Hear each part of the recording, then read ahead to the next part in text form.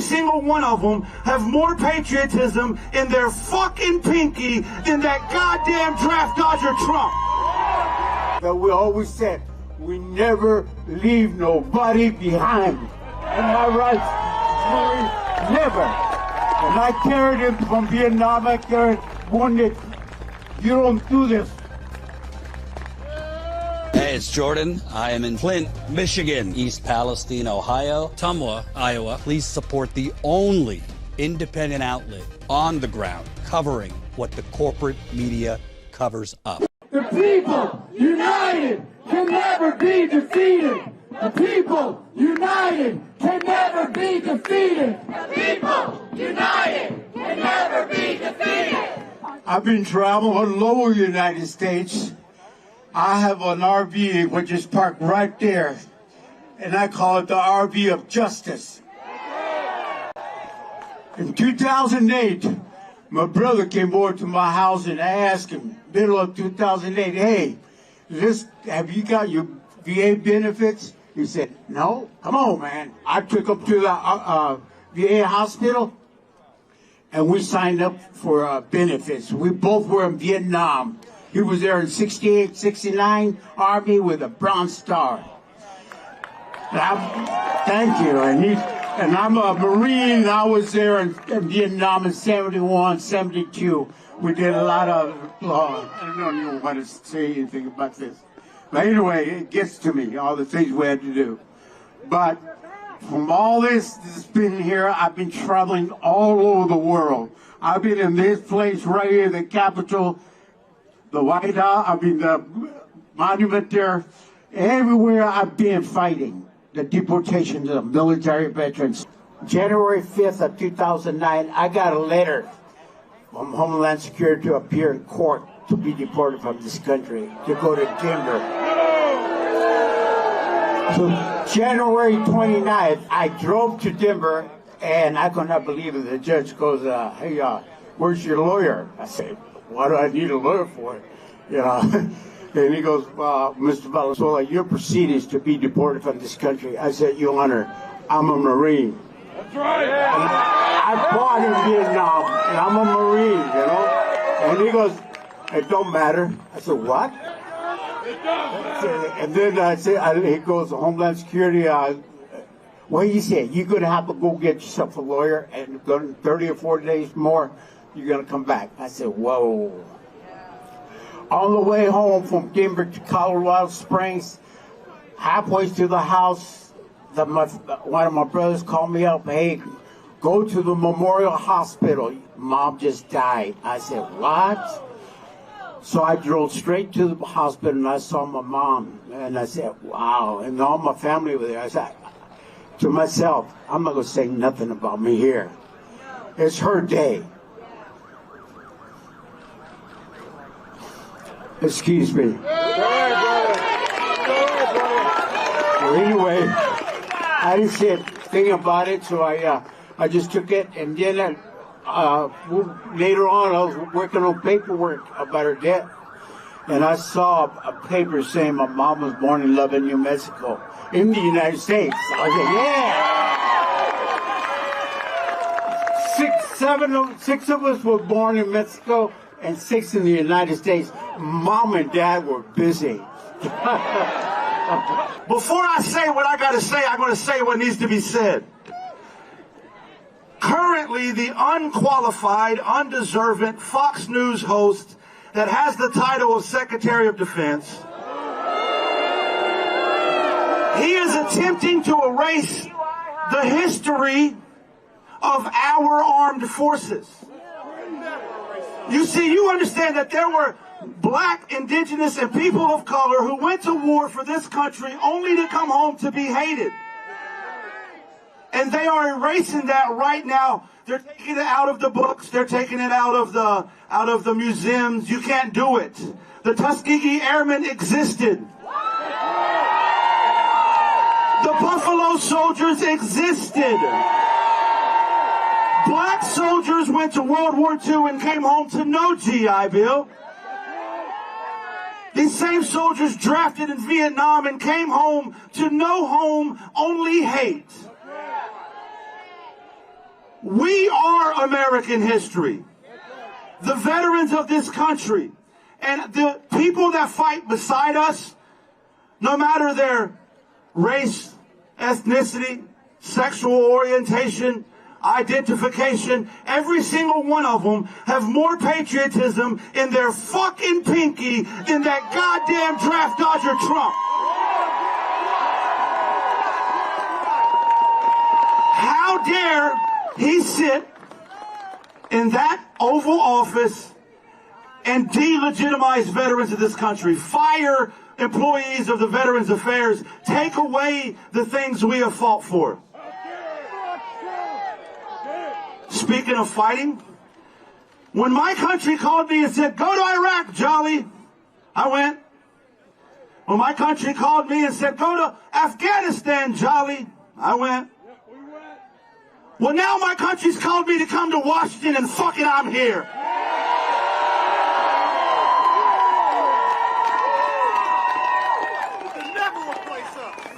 If you think that it's going to be as easy as they think it was going to be, sorry, you're wrong.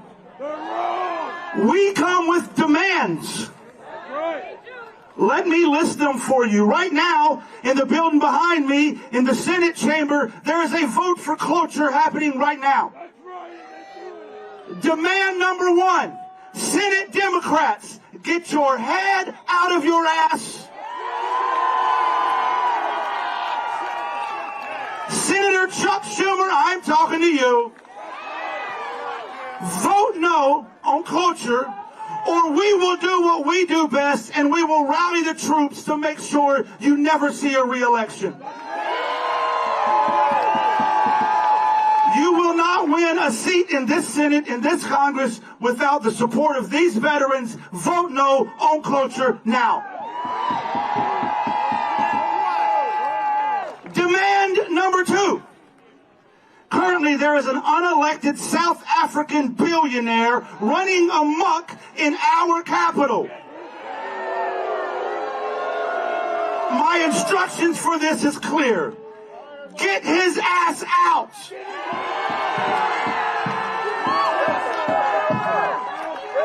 He needs to go now, not yesterday, and tomorrow's too fucking late.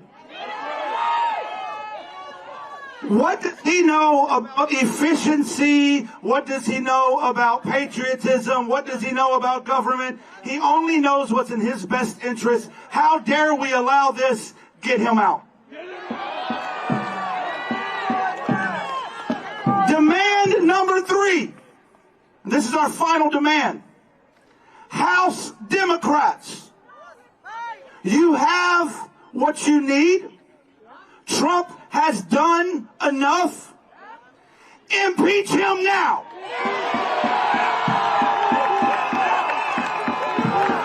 You cannot pass executive orders that are in direct violation of our Constitution. You can't take an oath to the same Constitution that you wipe your ass with. You cannot come in and day out and ignore the courts. Ignore the legislative branch. Ignore the checks and balances. You cannot call yourself the law as he has done. This is grounds for impeachment. House Democrats, that's your sign. Impeach him now.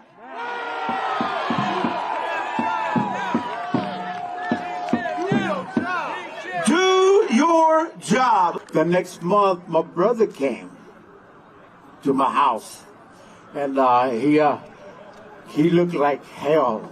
I mean, I said, hey, bro, what's wrong with you? He goes, take a look at this. The same document that I got, he got to be deported from this country. I said, whoa. I said, I'll be right back. I put it on the table. I went to my room and I got mine. I put mine by his. He looked at it. He goes, whoa, you too? I said, yeah. I said, goes to show you when we apply for benefits, military benefits that we earn the right to do, to fight, and we did. He saved. He got a Bronze Star. He saved two FBI agents interrogating the Viet Cong. And he got loose, and he got them all beat up, but he got in there, and he saved them. The idea is, I found out that second that we went and filed for benefits, they find ways to get rid of us. That's right. You know what I'm saying? They do. That money right there, every veteran that puts his life on the line, when he lifts his hand and gives the oath to protect America, 100% American. He puts his life to be American, and people that come from other countries like, right there, they pay money to be American citizens. And veterans have been deported. Without us, none of you be here, standing here and having this freedom. All this freedom is because we put our lives on the line. We protected the rest of our lives. I'm doing it now still. I got that RV, and I want everybody, before I forget, when this is over, all of you are welcome to go on that side of the fence right there. You see my RV, and we'll take a big picture. Whoever wants to around it, would you guys are invited to take a picture of it? But the idea, we have to keep fighting, because it's very important that this president of the United States, I do tell him, by the way, when he was president, way back, I wrote him a letter. I wrote him a letter way back when I got the removal notice from me and my brother. I asked him to help us.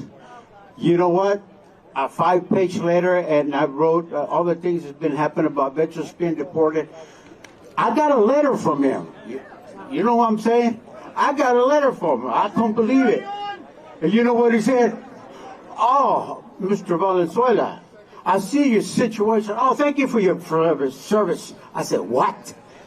That's the kind of commander-in-chief we have here? That, I believe in the United States of America, a commander-in-chief should be a military veteran or a soldier. That's supposed to be. Because that's the commander-in-chief of the military. We don't have a commander-in-chief in the military up there. He's just a Sisilala and what's. To me, that's a disgrace to America and all the countries of the world. See how ugly this person is here. It's violating our oath that we always said. We never leave nobody behind. And my rights, never. And I carried him from Vietnam. I carried wounded. You don't do this. Veterans for peace. Susan Schnall, everybody. Tell me how you feel about what Trump and Musk are doing. I think, well, it's more than just them. The fact that his cabinet is filled with a bunch of veterans that do not honor their commitment to their fellow veterans. The fact that a veteran could do this for Washington State. This is her excuse for not invoking Section 3 of the 14th Amendment. Even bring up the idea of doing something to another veteran like this. The fact that you call yourself a veteran and yet you don't stand up for your brothers and sisters in arms. It's the most disgusting. I mean, we expect it from Trump. I mean, we signed the unpayable check.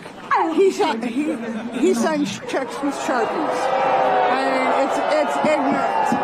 We are all immigrants, except for the native people whose land we stole,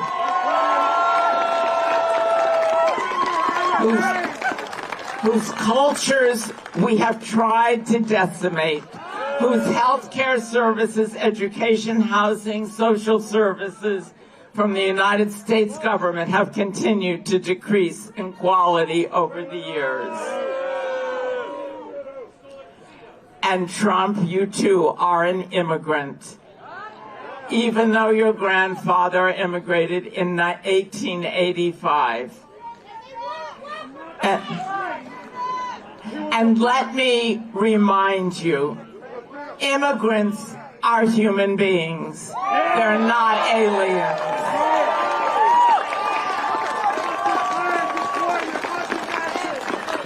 And certainly not illegal aliens, as you and your cronies call them.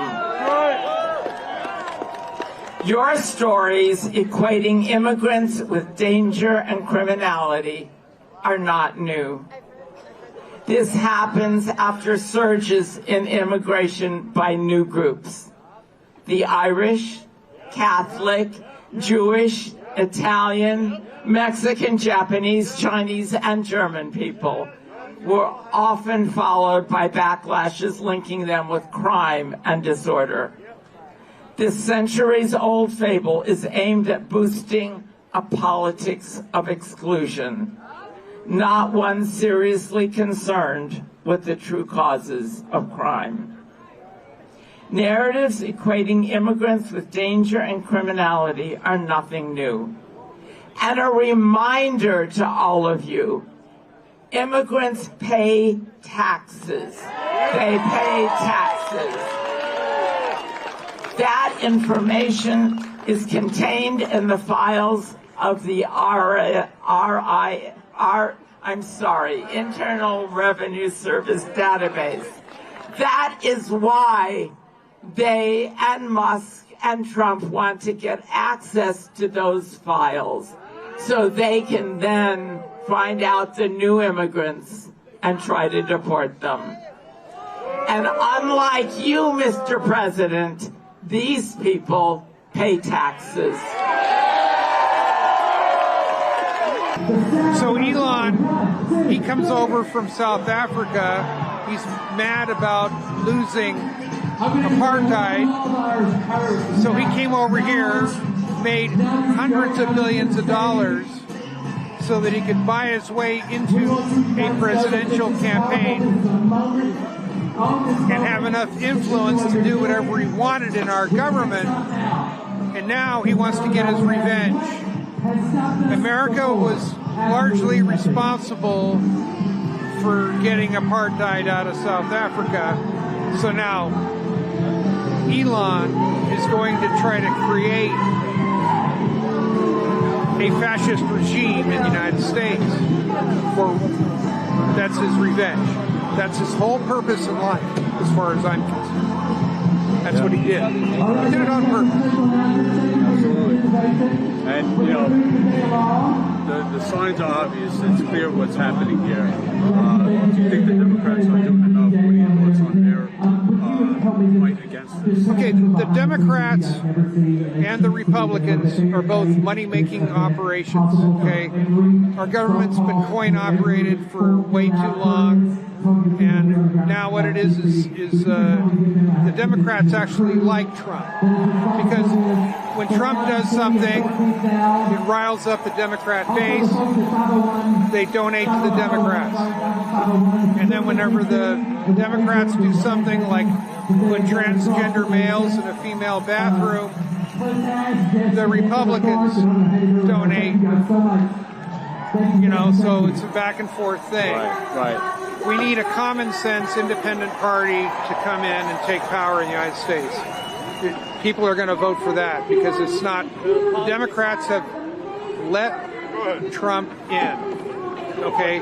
They did not raise a finger when they should have in January 6th and said, excuse me, we have to vote 2/3 to allow this president to take office because we have to remove the disability. Each House of Congress with a 2/3 vote has to do that.